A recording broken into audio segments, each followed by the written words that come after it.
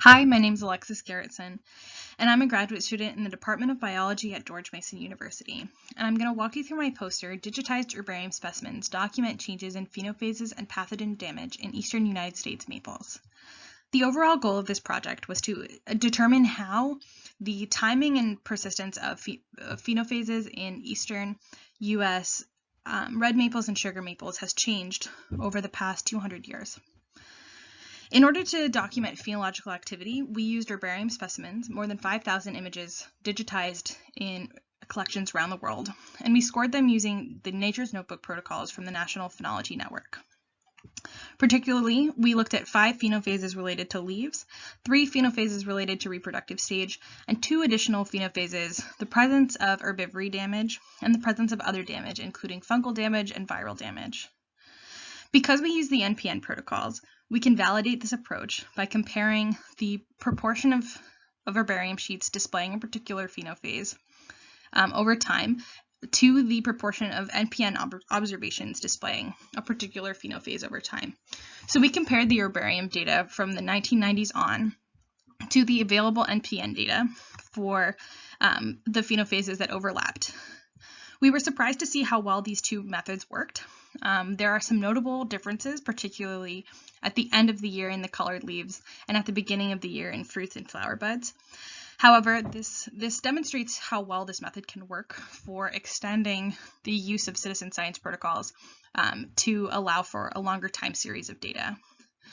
So 2 of the trends that we've found that I'd like to highlight today are an increase in damage metrics and evidence of aseasonal production.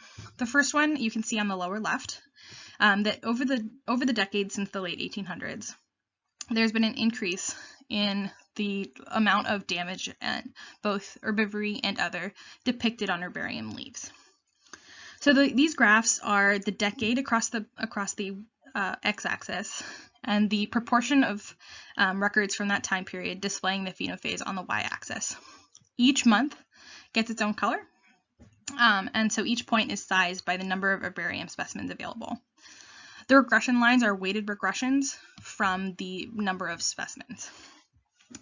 We were surprised to see that the damage metrics, fungal damage and leaf area removed, increased over this study period because we expected that earlier samples would have seen more damage just due to time, that there would be damage visible, that we'd have a difficult time disentangling that damage from damage present at time of collection.